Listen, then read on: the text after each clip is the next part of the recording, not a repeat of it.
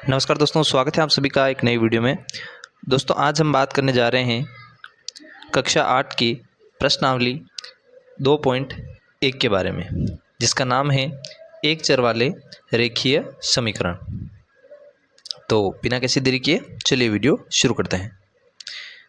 दोस्तों कक्षा 8 NCERT की बुक का 2.1 का पहला क्वेश्चन है,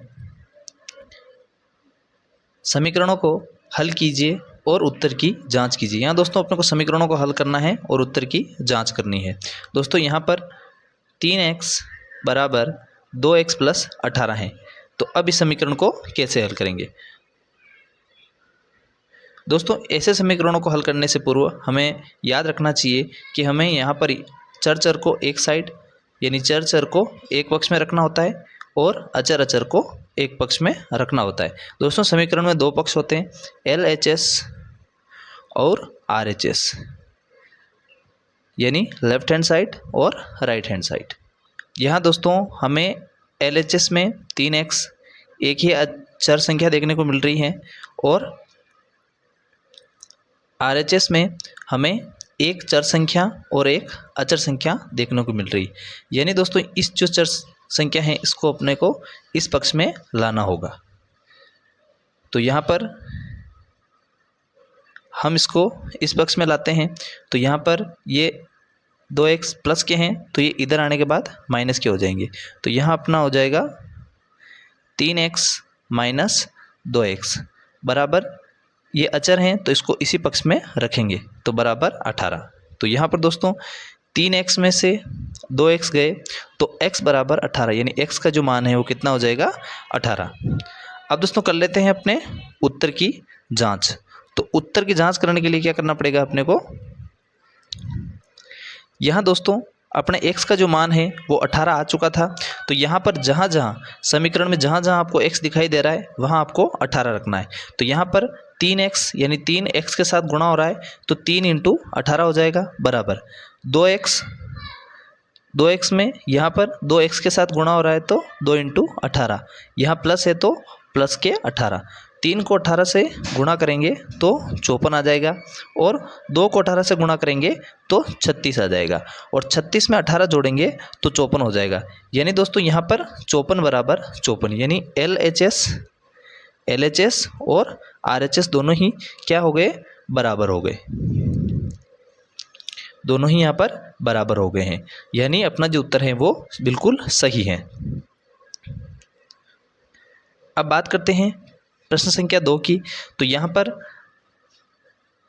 5t माइनस 3, 3t माइनस के 5 दे रखे हैं। तो यहाँ पर दोस्तों इस पक्ष में भी एक चर और एक अचर हैं और इस पक्ष में भी एक चर और एक अचर हैं। तो यहाँ पर हमें जो RHS हैं वहाँ पर अचर संख्या को लाना है और जो LHS हैं वहाँ पर चर संख्या को लाना है। तो यहाँ पर LHS में से जो 3 अचर हैं ये इधर चले जाएंगे और ये माइनस के हैं तो इधर जाने के बाद प्लस के हो जाएंगे और इधर के जो 3t हैं ये प्लस के हैं तो ये इधर आने के बाद माइनस हो जाएंगे। तो यानी दोस्तों यहाँ हो जाएगा 5t माइनस 3t बराबर -5 प्लस के 3। तो यहाँ दोस्तों 5t में से 3t जाएगा तो 2t बच जाएगा और यहाँ पर से माइनस के 5 में से प्लस के 3 जाएगा तो माइनस के 2 अपना उत्तर आ जाएगा। अब यहाँ पर दोस्तों ये 2t जो हैं वो ये t के साथ गुणा हो रहे हैं तो ये इस पक्ष में जाने के बाद भाग में बदल जाएंगे। तो यहाँ से जो 2 हैं वो इधर चले जाएंगे और माइनस के 2/2 हो जाएंगे, यानी 2 के पहाड़े से ये दोनों माइनस के 1 बार कट जाएंगे। तो एक अपना जो t का जो मान है वो -1 हो जाएगा। अब यहाँ पर करेंगे अपने उत्तर की जांच। तो अपना समीकरण था 5t माइनस 3 बराबर 3t माइनस 5। तो यहाँ पर 5 को माइनस के 1 से गुणा करना होगा -3 और 3 को जो है वो माइनस के 1 के साथ गुणा करना पड़ेगा, माइनस के 5 लिखेंगे। अब यहाँ दोस्तों माइनस के ये प्लस के 5 जो हैं वो माइनस के 1 के साथ गुणा होंगे तो माइनस के 5 हो जाएंगे और यहाँ माइनस के 3 ऑलरेडी दे रखे हैं अब यहाँ पर प्लस के 3 जो हैं वो माइनस के 3 1 के साथ गुणा होंगे तो माइनस का 3 हो जाएगा, और माइनस के 5 ऑलरेडी दे रखे हैं। तो माइनस के 5 और माइनस के 3 कितने हो जाएंगे? माइनस के 8। और इधर भी दोस्तों माइनस के 5 और माइनस के 3 कितने हो जाएंगे? माइनस के 8। तो जाहिर सी बात है दोस्तों, यहाँ पर LHS और RHS दोनों क्या हैं? बराबर हैं। तो अपना जो उत्तर है वो बिल्कुल सही है। आई होप दोस्तों वीडियो आपको समझ में आ रहा होगा। ऊपर जो अपन ने 2 क्वेश्चन किए हैं, उन दोनों क्वेश्चन के बेस पर ही आपको प्रश्न संख्या 3 और प्रश्न संख्या 4 को करना है। ये आपके HW हैं, यानी होमवर्क। ये आप खुद करें और अपना जो उत्तर है वो कमेंट बॉक्स में दें। अब दोस्तों प्रश्न संख्या 5, प्रश्न संख्या 5 में 2x माइनस का 1 और 4 माइनस के x दे रखे हैं।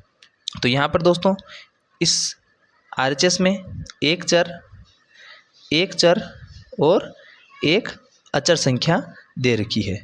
तो यहाँ पर अपने को अचर को एक पक्ष में लेना है और चर को एक पक्ष में लेना है। तो यहाँ से हम माइनस के x को इधर लेके जाएंगे, जो माइनस है तो इधर जाने के बाद चिन्ह परिवर्तित हो जाएगा और प्लस के हो जाएंगे, यानी 2x प्लस का x। और यहाँ के जो माइनस के 1 हैं इसको अपने को इस पक्ष में लाना है। तो ये माइनस का 1 जो है वो इस पक्ष में जाने के बाद प्लस का 1 हो जाएगा, यानी 14 प्लस के 1 हो जाएंगे। अब यहाँ पर दोस्तों 2x प्लस x ये हो जाएंगे 3x, और 14 प्लस 1 ये हो जाएंगे 15। यानी अब यहाँ पर 3 जो है वो x के साथ गुणा हो रहे हैं, तो ये जो 3 है वो इधर जाने के बाद भाग में बदल जाएंगे, और यहाँ पर x बराबर 15/3 आ जाएगा। और 3 के पहाड़े से 15 5 बार करते हैं, यानी 5 बार इसमें भाग जाता है, तो x बराबर 5 अपना उत्तर आ जाएगा।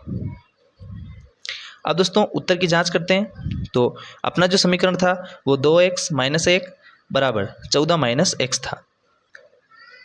यहाँ पर दोस्तों x का जो मान है वो 5 आ रहा था। तो यहाँ पर अपना समीकरण है 2x, तो 2x यानी x की जगह 5 रखना है। तो 2 × 5 माइनस 1 जो ऊपर समीकरण में दे रखा है 14, और x की जगह रखना है 5। अब यहाँ पर दोस्तों 5 को 2 से गुणा करना है तो 10 आ जाएगा, और 10 माइनस 1 हो जाएगा, और x की जगह अपन ने ऑलरेडी 5 रखा था, तो यहाँ पर 14 माइनस 5 आ जाएंगे। अब यहाँ दोस्तों 10 में से 1 गया तो 9 बचा, और 14 में से 5 गए तो भी 9 बचे। तो यहाँ पर LHS और RHS दोनों क्या हो जाएंगे? बराबर हो जाएंगे।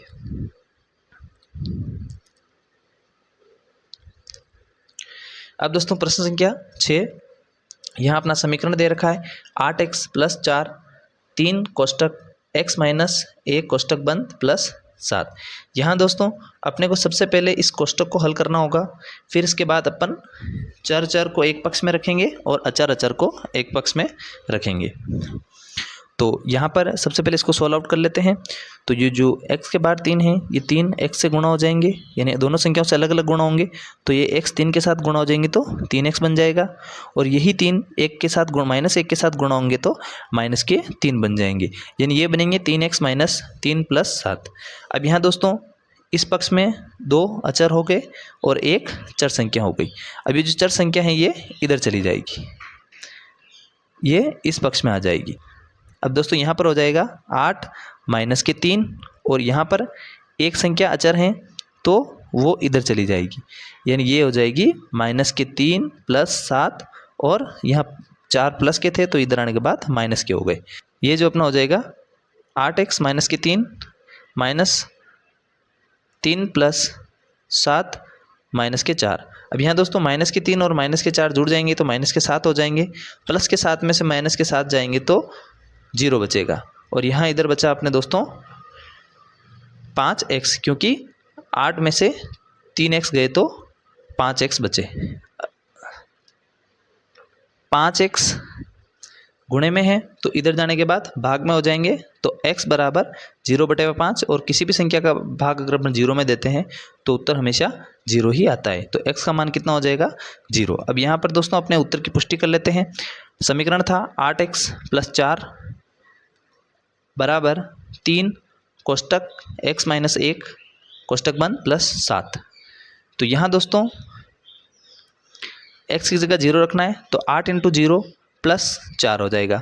यहाँ 3 कोष्टक में x था तो कोष्टक 0 माइनस 1 कोष्टक बंद प्लस 1।